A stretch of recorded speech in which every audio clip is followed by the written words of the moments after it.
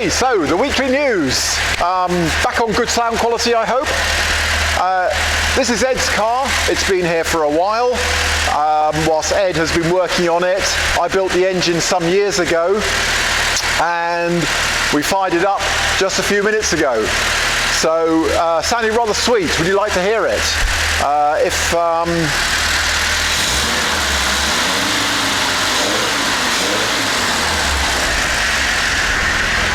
Can we hear that exhaust note? I'm not sure with this one, but let's try.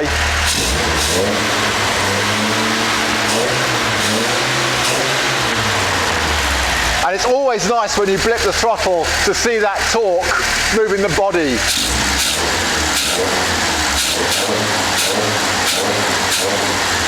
Always love to see that. Okay, so this is jury rigged because our remit is just to make sure the engine is running happily before Ed takes it back home to assemble the car itself.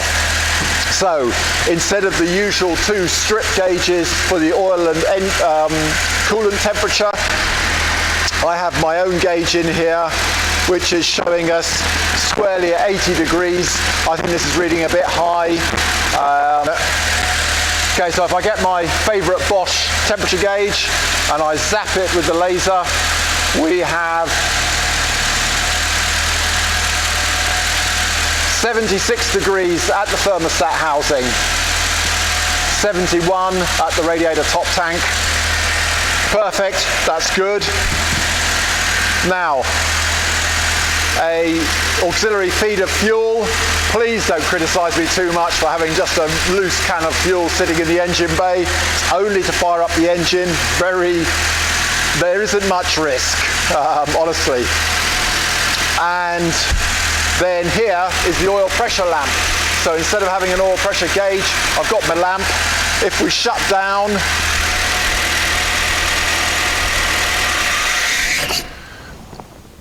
we should. There it is. There's the oil pressure. So that's my warning lamp there. And oh, I didn't show you the lambda, did I?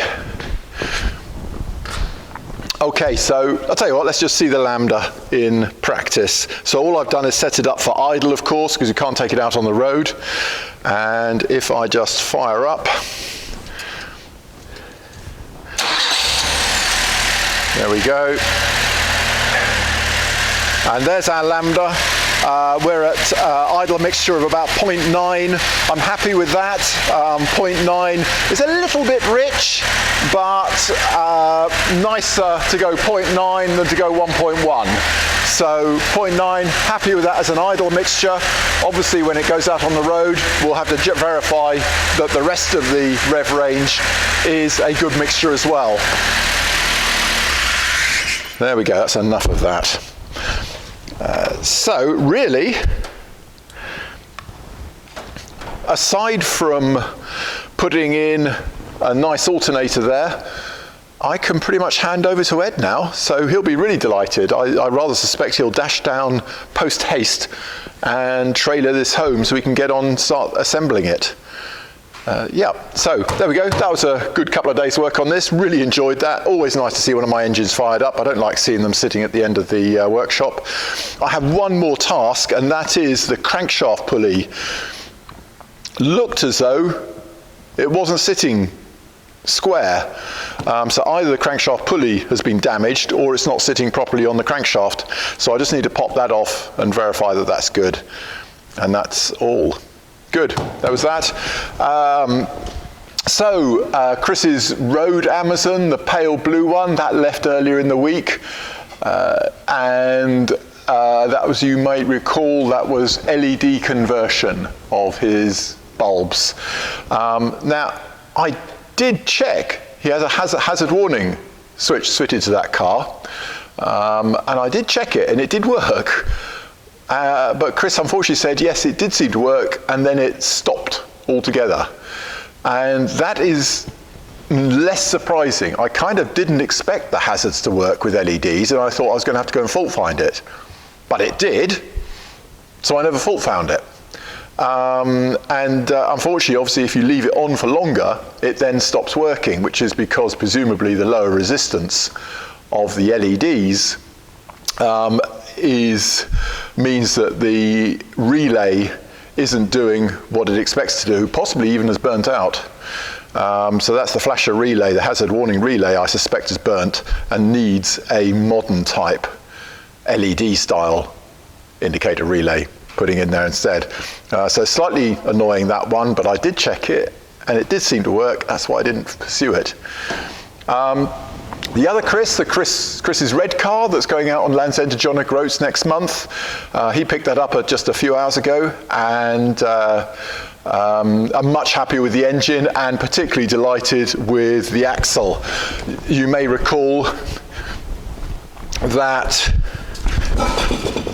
he had the ENV fitted to his car, and what I didn't know was that it was making quite a lot of noise, and that noise increased during when driving it.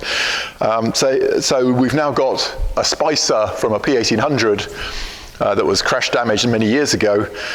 That's now fitted in his Amazon and is just so sweet, including the ATB that I rigged in there. And there are his old drums. Why did we replace the drums? Because their diameter had become close to 230 mil. 230 mil is very much the maximum diameter, internal diameter, you can expect from an Amazon drum. As you approach that 230, the drum gets very hot very quickly, and therefore your braking efficiency just falls through the floor. All that crisp Volvo braking disappears, and it becomes soggy and poor. So never, particularly if you're an exuberant driver,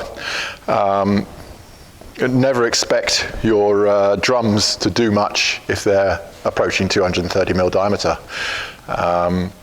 There we go, there's that one. And then the 164. So, the 164, we're still messing around with it.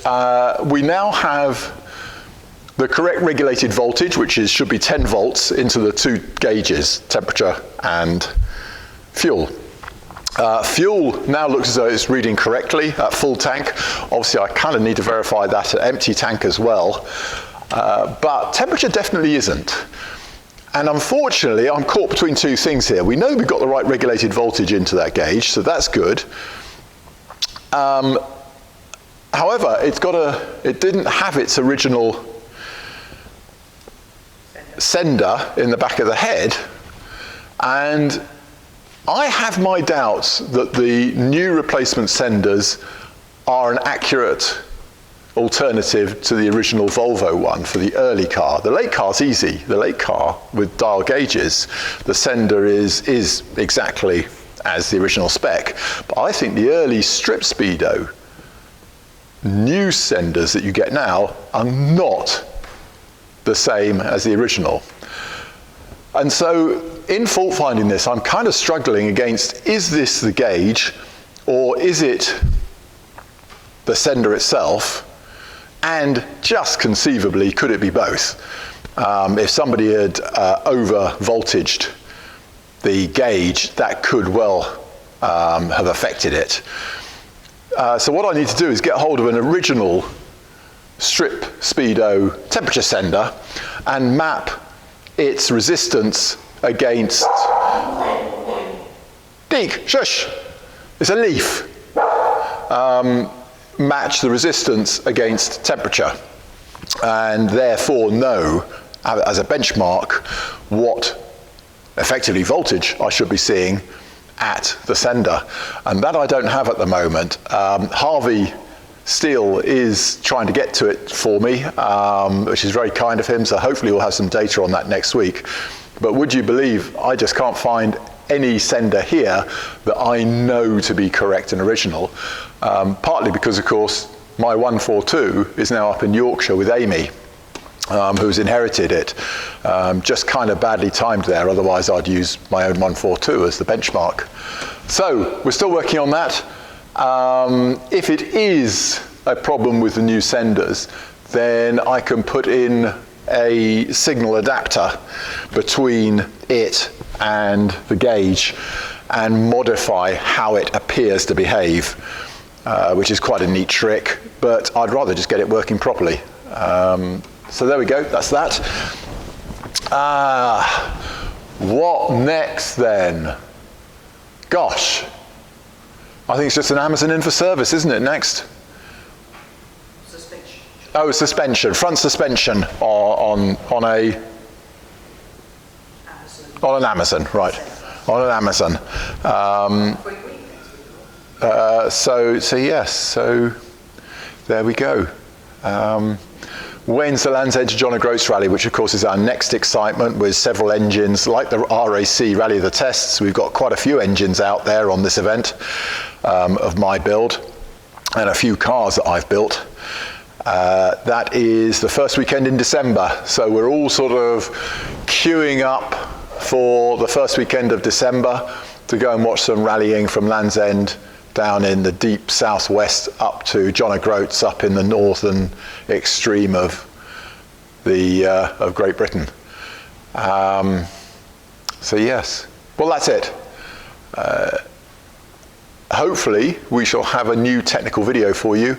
I think what I ought to do is how to get the Strip Speedo binnacle out quickly, which is very easy in the Strip Speedo 140. That's a good one. I've had it out about 6 times on this car and haven't videoed it, so I might just do it anyway. Because that's the easiest way to change those little bulbs at the back, which can be very awkward to change in situ. But since it's so easy to get the dash, the instrument binnacle out, you might as well just do it that way and replace bulbs simply without having to fiddle around. So that'll probably be my next video. There's also one in the pipeline for 140 bootstrap replacement, but we need to get the car back from Brian Goo, who's doing the bodywork on it right now, and then I can do that one. So that's 2. Hang in there. I know it's been a long time since I did my last technical video, but we should have a couple 140 ones coming out the pipework very soon. Have a good weekend.